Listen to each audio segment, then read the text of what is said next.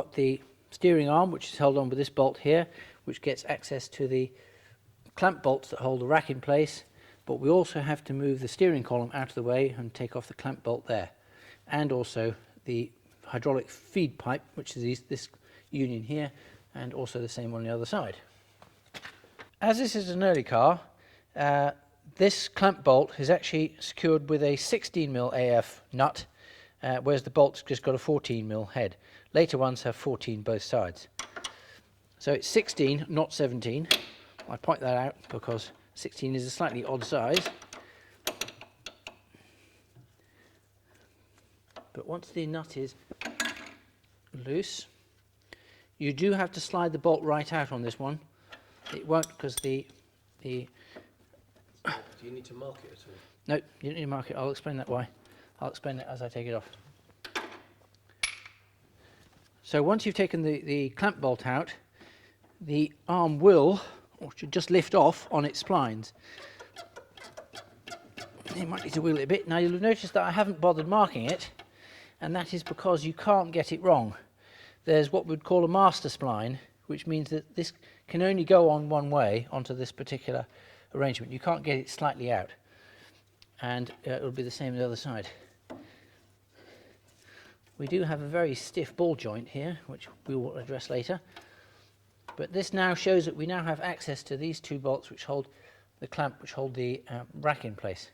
I'll now go around to the other side and slacken off the same ones. So here I'm just on the other side once again.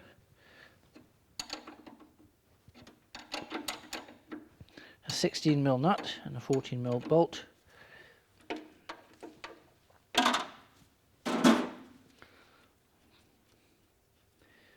Also on these ones, another little point is that the nut itself, you'll see, has a slight shoulder.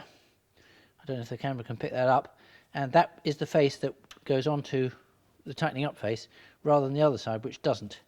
Just a little point. It will go the other way, but if you're being really technical, that's what you'd put it the right way.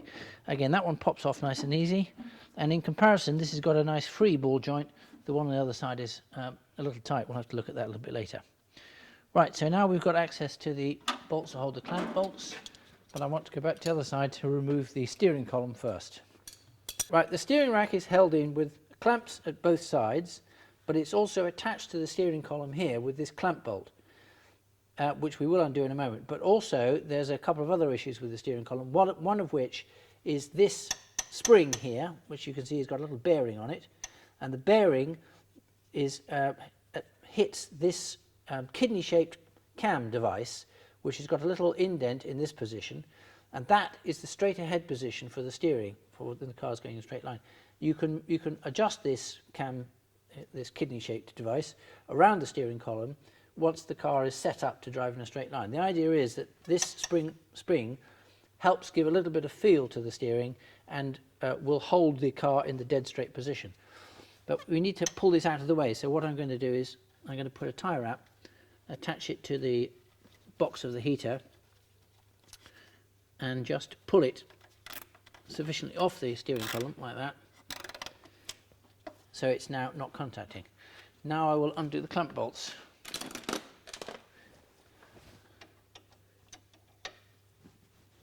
Which are 11mm, which is good. This one's got a nylock nut on it, which is a non-standard but perfectly acceptable replacement.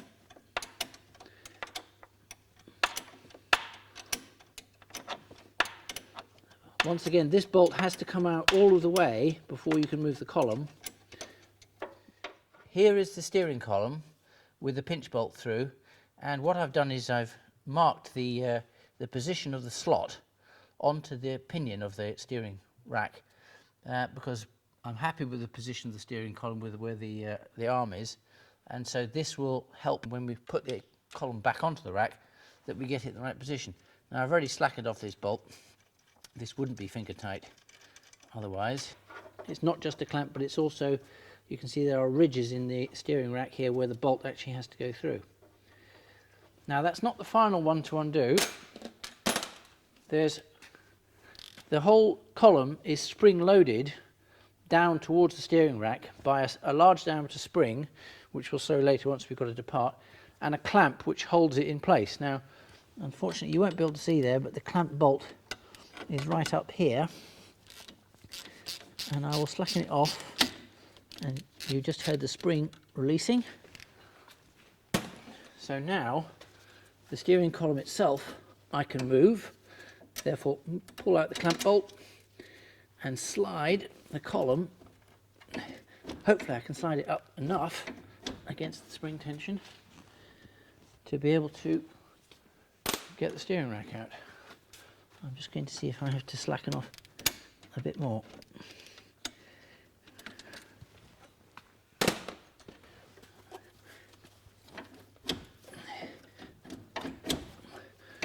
And I can't, so unfortunately that means I now have to go into the passenger compartment and take off the coverings for the steering column and move the steering wheel out.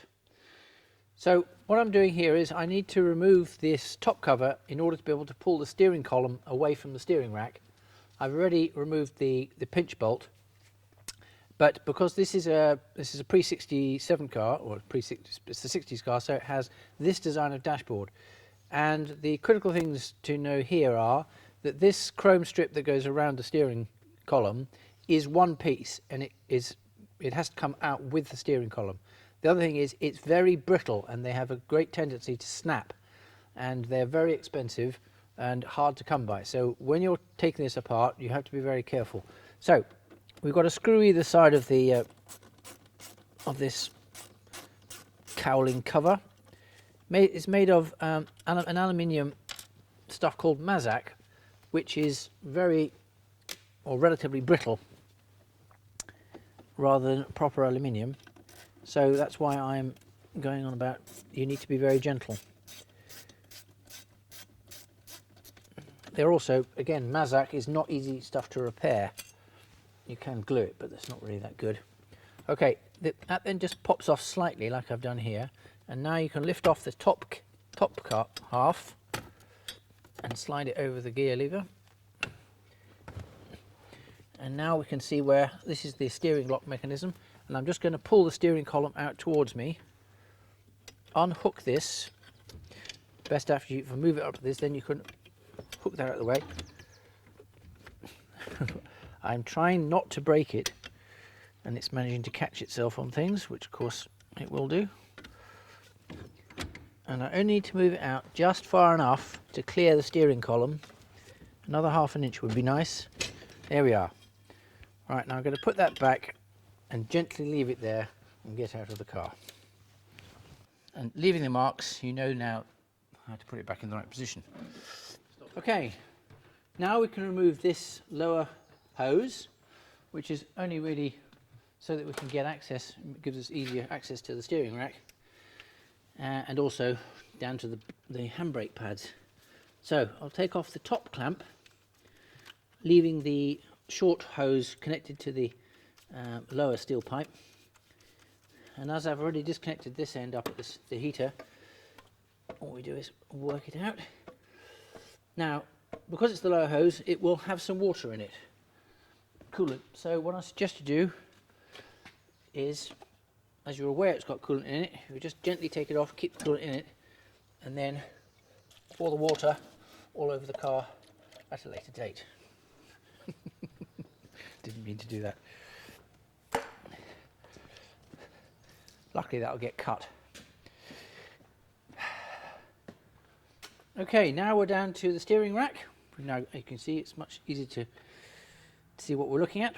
And we're down to just taking off the main clamps at either side, and also the feed, fluid pressure in and return, which is on this clamp here. We'll take that one off next. When we come to put the steering rack back in, I will explain all the settings, but in the instance of when you're taking a rack out, if you don't have the right tools, which I would strongly suggest you do have, but if you don't have, you're slightly constrained by what you can do. One of the adjustments is actually a measurement from the center line here to the center line of the steering column there, rack, and this dimension is 120 millimeters plus or minus, well, it's 122.5 plus or minus 2.5, which is 120 to 125. So you've got a 5 mil tolerance of where the rack actually fits into this clamp here. You'll see that it's got serrations on it. That's actually a very fine thread, and in the clamp on both sides is an equivalent thread, so that when the rack goes into position, it doesn't move front side to side. It's actually clamped in place. So if you haven't got the right tool, you can use a marker to mark where the rack is in terms of its orientation and also its axial position relative to the clamps. Now, when you're marking it, there's not much point in marking this outer cap because you're taking the cap off. So put the marker onto the main part of the steering relay here, like this. So what you're doing is you're marking both the rack and the steering relay in the same relative position. Also, you're filling up the little grooves of thread, if you like, and the ones underneath will be clear, so that should therefore mark very clearly where the rack is. Obviously you want to let that dry, and you can do it on both sides, but you only actually really need to do it on one. As I say, we will cover this when I come and reinstall the rack later on. Okay, I've now got to take off the hydraulic feed line, which is two M5 nuts, clamping the hydraulic. It's the hydraulic feed in and feed out of the rack, and you have a sandwich plate which has two little O-ring seals in it, which you must not lose. Of course, prior to this, there's no pressure in the hydraulic system at the moment, but if you're doing this solely as this job, you would make sure that the pressure is relieved on the regulator and that you've worked the steering black and white to make sure there's no pressure left, residual pressure left in the system. I do expect a little bit of hydraulic fluid to come out as I drop it. There we go. And it will drip down. Residual pressure. And the bracket just slides off the studs, and I will also slide off the sandwich plate. Here we go.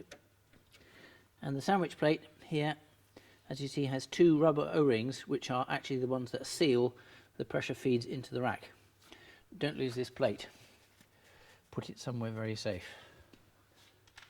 Okay, now we're ready to undo the main clamp bolts.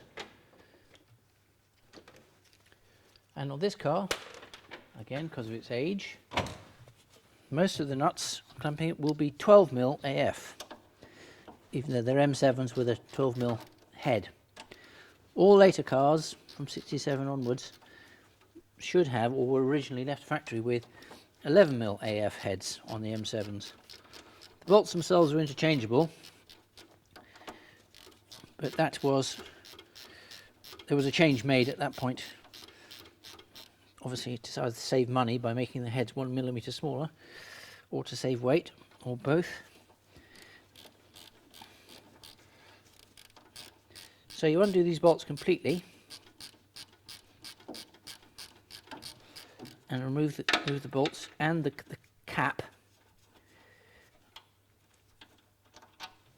There's the bolts out. And I'll just prise the cap off with a screwdriver, and you'll see that the inside of the cap is also threaded, if you like, which engages with the thread on the rack. Right, we just move to the other side.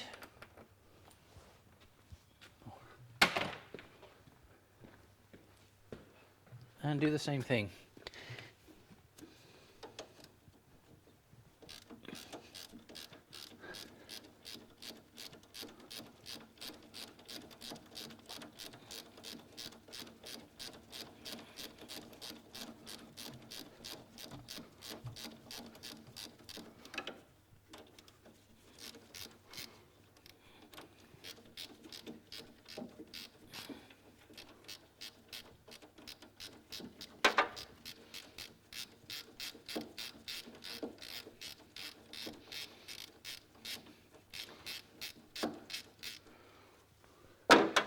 Okay, now that the clamps are off, the rack is now free. I just need to give it a slight twist and it pops out the clamps and we can lift the whole thing out and up and away. The rack is now off.